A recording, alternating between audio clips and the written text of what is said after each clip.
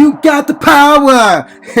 Hello everyone, welcome to the Power Report. I'm Lamar. Alright, so you have the power to change your life and the lives of the people around you. And while this video is speaking mostly to African Americans, since that's the group who makes up majority of this channel, the message in this video can be used to inspire any oppressed or minority group, no matter your place in the world, okay? Now, as African Americans and descendants of slaves, we often pose the question, how do we get ahead in a country that is often systemically against us than for us? Well, it starts with unity amongst one another, okay? And I believe the blueprint for us moving forward lies with our former civil rights leaders. One in particular, Malcolm X, because Malcolm's vision was for African Americans to always do for ourselves and rely less on others to solve our problems. This is a sentiment more and more African Americans are starting to express today in 2020. More of our people are starting to realize that integration, while it brought a lot of employment opportunities in different spaces, it also heavily stifled the growth for African Americans. Hence why Dr. King felt in his last days that he had led black people into a burning house, the house of integration. So how do we proceed into the future and have this country, along with its racist government and law enforcement officials, to see us as human beings in 2020 and beyond? Well, for that we have to break away briefly from civil rights and make our case as a human right. So how do we get the ball moving? Well, I believe Malcolm X had a compelling suggestion, and I'd like to share a certain snippet of his 1964 ballad or the bullet speech for those who've never heard it. If you've heard it before, maybe you can enjoy and listen to it again, as it never gets old, okay? Here's Malcolm X on April 3rd, 1964, explaining what African Americans need to do in order to achieve equality in regards to civil rights. And Mr. Malcolm, I'd like to know why you place so much emphasis on calling the freedom struggle among Afro-Americans in this country a struggle for human rights rather than civil rights. Well, most of our people don't even know the meaning of civil rights. And by not knowing what it is they're actually trying to get, it has eluded us for the past 100 years. Civil rights is supposed to mean citizenship. When you have civil rights, you have citizenship. When you have citizenship, you have civil rights. And if the 22 million Afro-Americans were actually citizens of this country, it wouldn't be necessary to pass any kind of additional legislation to include us in the Constitution. If you notice, whenever the people come here from Europe, they can come here from Poland, which is a communist country. They don't need any legislation to make this Polish person a citizen. They don't need any additional civil rights legislation to make the refugees from Hungary who come here a citizen. We don't need any additional legislation to make anyone who comes to this country a citizen. But when it comes to the rights of the black people who are the descendants of slaves, then immediately new legislation is necessary. So this right here implies that when the Constitution was written, in some way or other, it must have excluded those of us who were slaves at that time. And because we were excluded from the Constitution when it was originally written, today they have to amend it in order to include us. But if you notice, the Civil War didn't include us in the Constitution. Had the Civil War included us in the Constitution, we would be citizens today. Had the amendments even to the Constitution actually included us, we would be citizens today.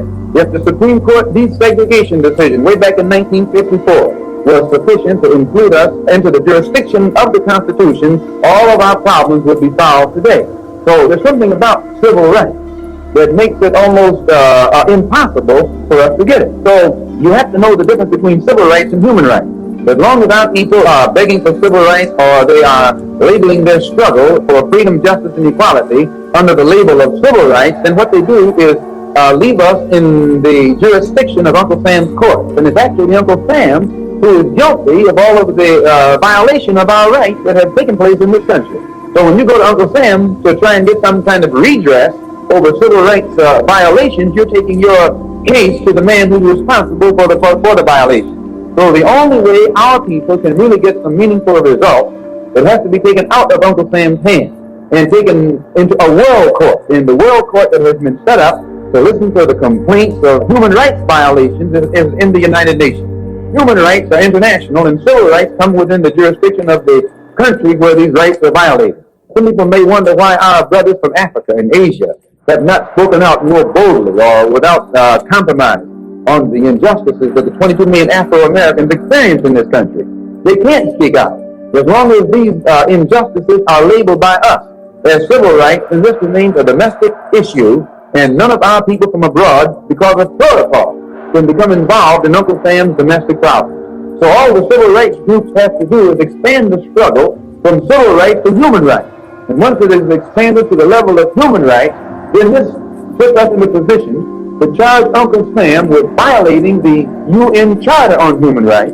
We can take it before the United Nations, and other nations of this earth can then side with us and indict Uncle Sam for the mistreatment of 22 million Afro-Americans. The very fact that the struggle of the black people in South Africa, or I should say the injustices that has been experienced by black people in South Africa has come before the UN, or the injustices experienced by our own people again in Angola has been brought before the UN. Even the oppression of the Hungarians has been brought before the UN. The plight of the Jews in Soviet Russia, and there's only 3 million of them in Russia, has been brought before the UN. Well, then why hasn't the problem of the 22 million Afro-Americans come before the United Nations?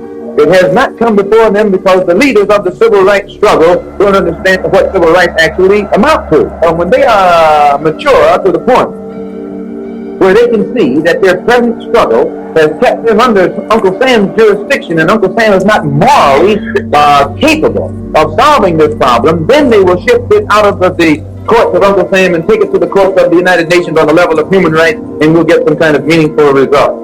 As long as we keep it at the civil rights level, we alienate the support of our brothers and sisters in Africa and Asia. But when we shift it to the level of human rights, we have the support of billions of black, brown, red, and yellow people from all over this earth behind us. It's a great world power and has in the past exercised a lot of control and power within the United Nations. So how can you expect to wage a successful battle against such a powerful country in a world court? Well, whenever you believe in what the United States has taught us concerning democracy, which means one voice, one vote, this is good, because in the present world setup, world governmental setup, as is represented by the United Nations, each country there has one vote, which means that no matter how wealthy a nation is, it only has one vote. And no matter how poor a nation is, it still has one vote. So the ballot actually equalizes the poor man and the rich man. Back when the United Nations was set up, it consisted largely of white nations, because most of the dark nations were then colonized and weren't independent. Since the dark nations have gained their independence and have emerged on the scene, today in the UN you have more dark nations who are in a position to vote in a bloc than you have white nations.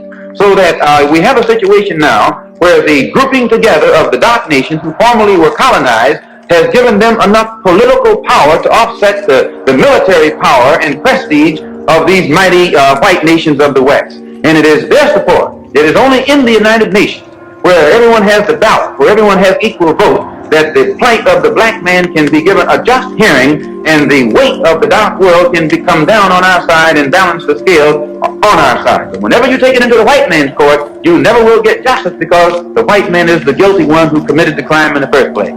It's like taking your case from the wolf to the fox and take it to Washington, D.C. I don't think I wholeheartedly go along with that, Mr. Malcolm. I have some appreciation for your discussion as regards to the human right and the civil right. But here in America, as a band of Negroes, I think the most progressive thinking that we could possibly attain is civil rights. This is the thing that we want. This is the thing that we hope to get. This is the thing that we're going out to fight for. Without our civil rights, the human rights, and the rest of the elements are non-entities as far as human rights come before civil rights. That may be so, but the civil rights are an important factor. You can never get civil rights until you have human rights.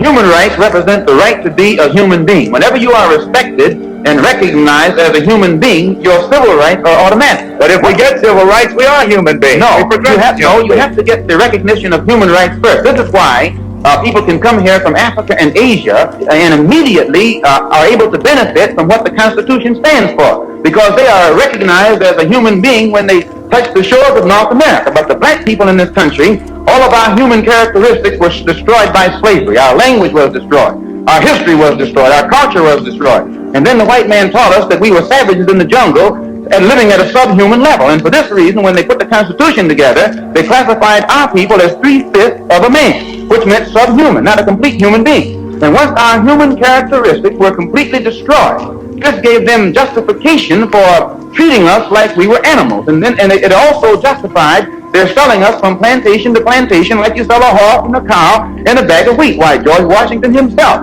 historically is on record as having sold or having traded a black man for a keg of molasses, which shows you he didn't regard that black man as a human being.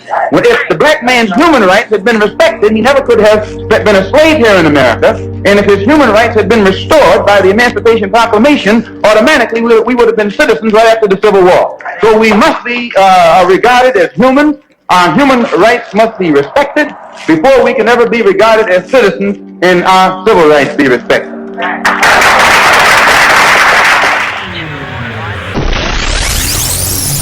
Oh man, if you made it this far in the video, do me a favor, hit that like, hit that subscribe, and hit that notification bell. It ain't a party until you subscribe. I love you for watching. I'll see that beautiful face in the next video.